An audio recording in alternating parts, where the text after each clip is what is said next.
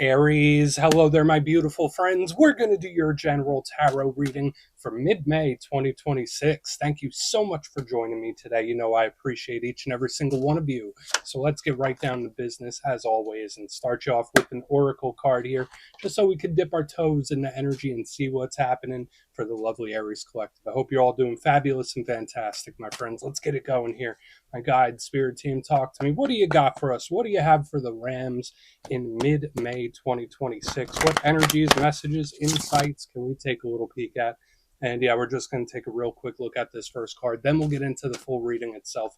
At the very end, I'll pull you a bonus card from the Shadowland Tarot just to see what might be in the shadows or what shadow work you can lean into, which is always interesting. But let's get it going here. Let's rock and see what we got for Aries gang in mid-May. What's the vibe? What's the energy? What do you have for us Rams? Let's get this card out nice and quick, shall we?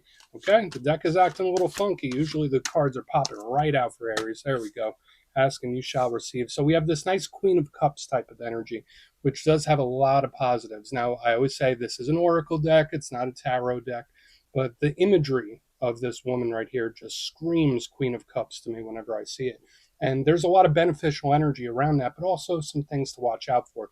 Now, before we fully dive into that, if you're new here, I'll be speaking about the May subscriber surprise towards the end, so you might want to check that out. And also, if you could kindly illuminate that like button by tapping it right on its third eye, I'd greatly appreciate it. But enough of the promo, back into the reading. Let's talk about this beautiful card. So looking at the imagery, she looks like she's having a nice relaxing day, right? She's sitting in this seashell throne, got the foot dipped in the water. We have the little koi pond swimming around. So I think of Queen of Cups. Now, whenever I see Queen of Cups, it could be a water sign you're connected to. But if that's not the case, Queens always represent the internal aspect of the suit. And since cups are the emotional realm, this is a very emotional type of energy that we're leading off with here. So for a lot of Aries, you might have your heart on your sleeve in this time. And listen, as an Aries myself, I get it. We don't always have the best filter. Usually when we see something, we say it. When we feel something, we say it. That's a big thing with her where it's like, should I, shouldn't I? So there could be a lot of things where it's like, should I speak about this? Should I address it? Should I not? She's great for any sort of emotion, love. It's very expansive in that realm. Also, relationships. She's always a very good sign for that. Imaginative, creative, artistic.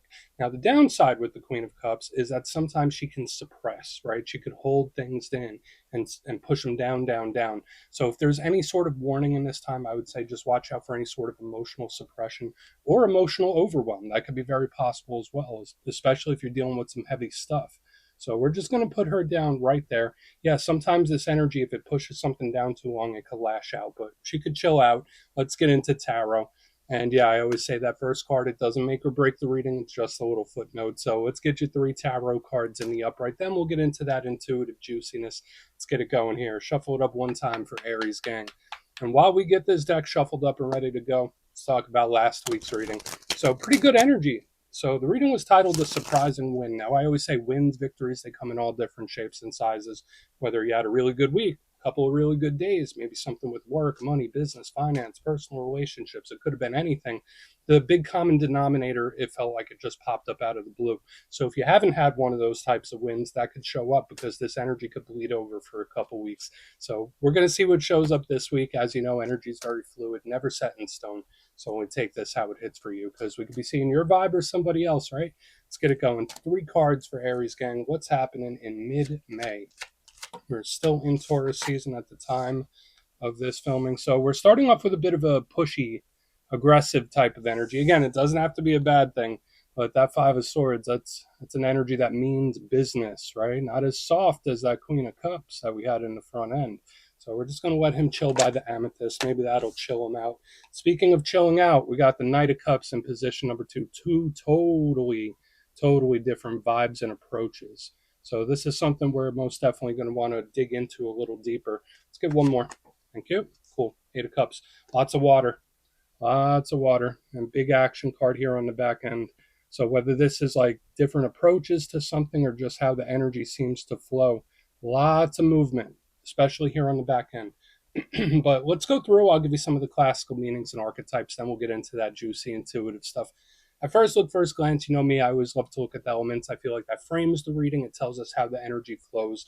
And we have a mixture of water and air. Now, the thing that both of these share in common is their internal energies, whereas like fire and earth, that's outside circumstances. All of this is internal. And then we add that Queen of Cups in the beginning. It really amplifies things.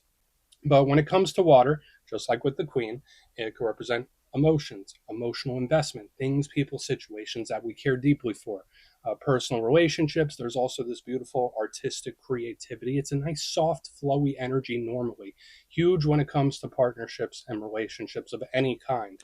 Uh, Downside, just like I said with the Queen, it could overwhelm, right? Like sometimes water can pull us under, especially if you've been feeling some really intense emotions. This would be the culprit. Matters of the heart.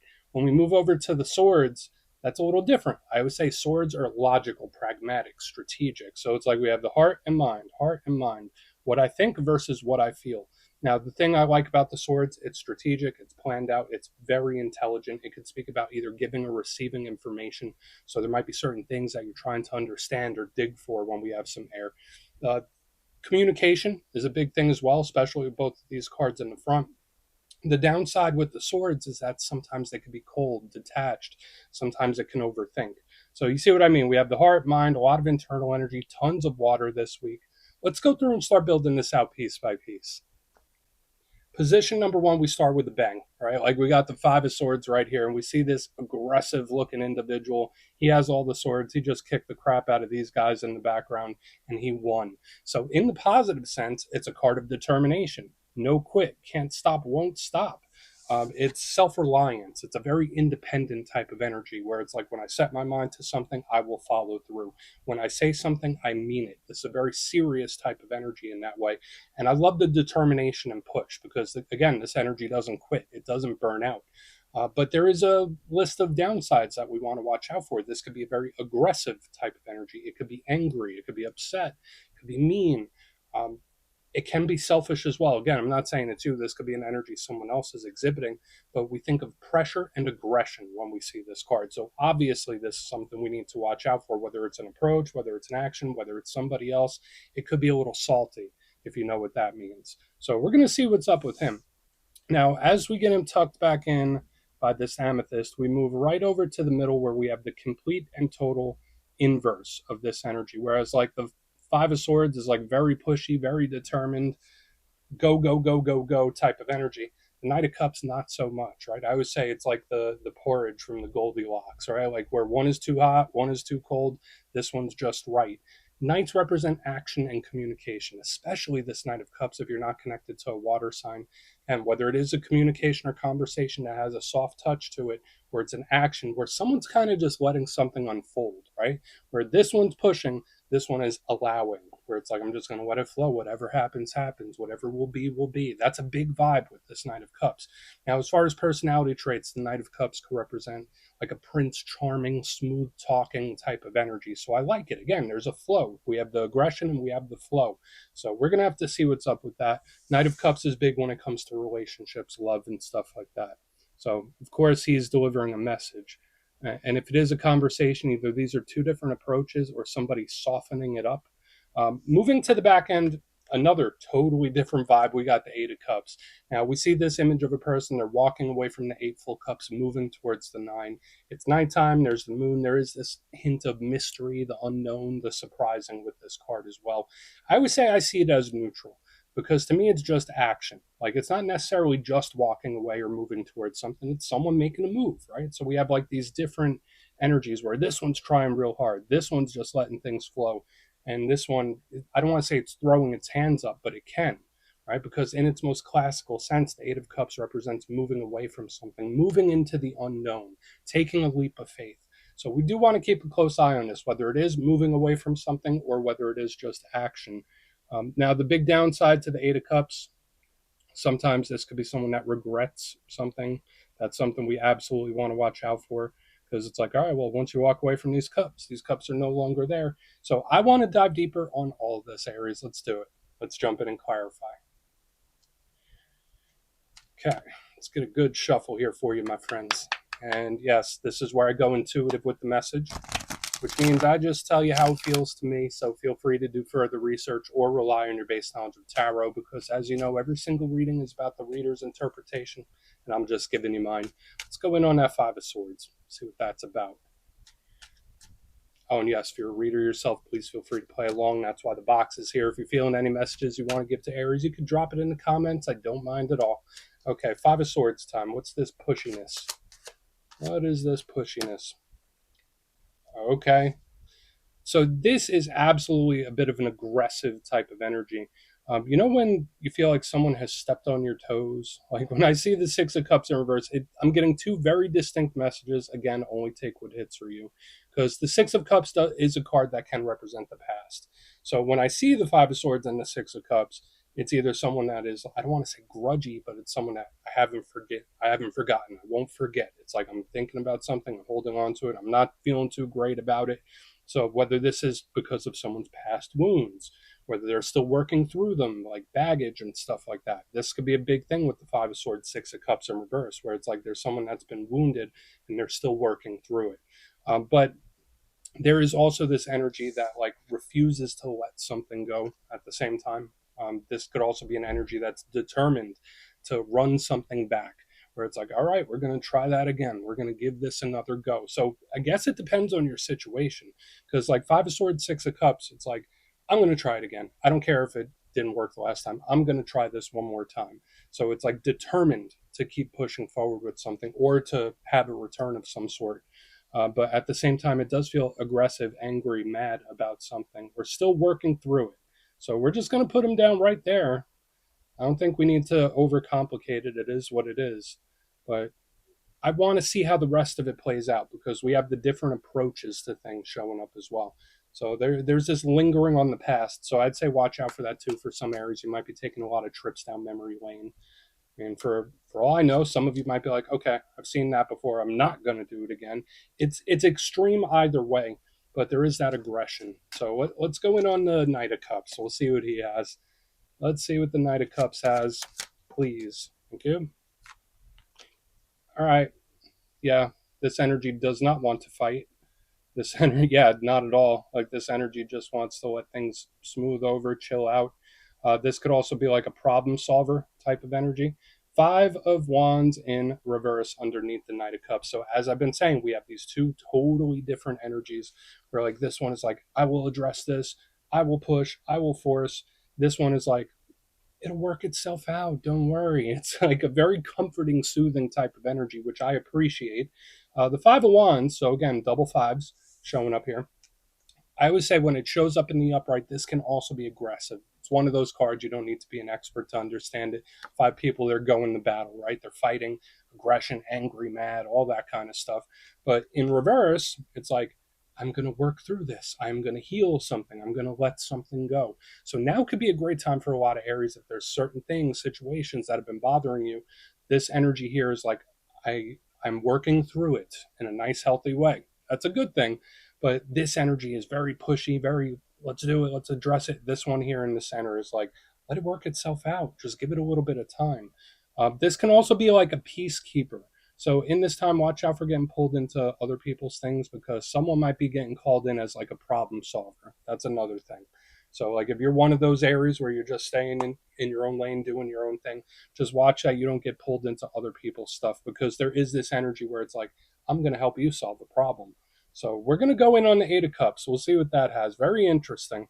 And if these are two totally different approaches, obviously I favor the one in the center, where it's like, give something a little bit more time, whatever it is, whether it's a problem or a situation, give it a little more time.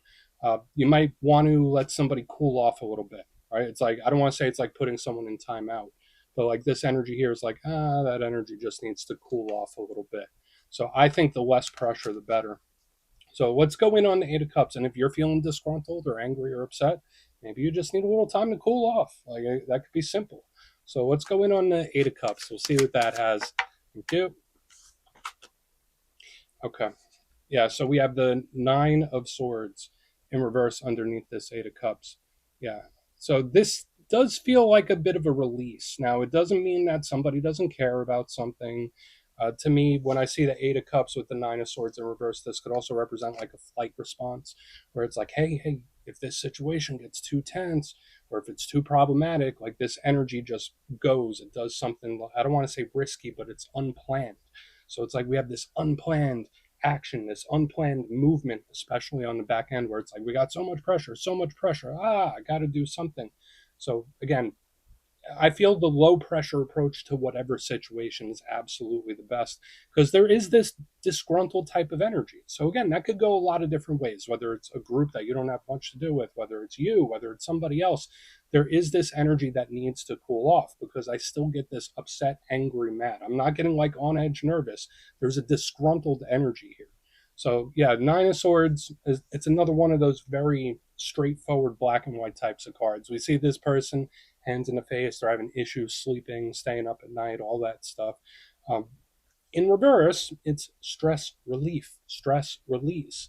So yeah, when I see it underneath the Eight of Cups, it's kind of just someone making a move because the pressure built up too much. So just watch out for unplanned things, unplanned action, unplanned situations popping up because it's like I'm acting before I think. That's how this feels, especially if the pressure builds up too much. So I absolutely feel like there is something that needs to cool off a little bit. Let's go through and do a quick recap, then we'll get into the shadow. So a little bit of tension here, but there is the nice release that I get going on. But if you kindly look in the box, position number one, we have the Five of Swords, Six of Cups in reverse. Yeah, angry, mad, disgruntled, whatever label we want to put on it. Someone's feeling a little bit grumpy here. I do also get this determination at the same time where it's like, I will not quit. I will do this again. It's like very forceful. There is this energy that might want to try to run something back at the same time. It's like rematch, rematch. It's super unique. So just watch out for that.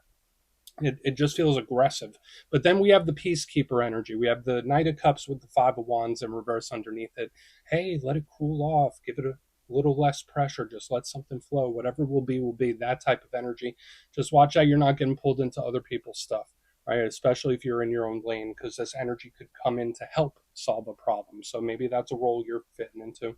On the back end, we do still have a bit of this antsy, aggressive type of energy. We have the Eight of Cups with the Nine of Swords in reverse. This is like a flight response where it's like the pressure built up too much and then boom, the energy just goes off. So again, I feel like there is someone or something that needs a little time to cool off, whether it's you or somebody else, or whatever the situation is, whether it's work or otherwise. It's like just give it a little time. Just let that energy do what it's going to do. So please take a screenshot if you want to look into it further. Let's see what's in the shadows. Okay, let's get a good shuffle here. What do we got for Aries gang? What is happening? And yeah, I always like to pull a shadow card at the very end just to see whether it's something within you or something you don't quite see. Shadow cards don't always have to be a challenge. They could be a good thing. So let's get you one.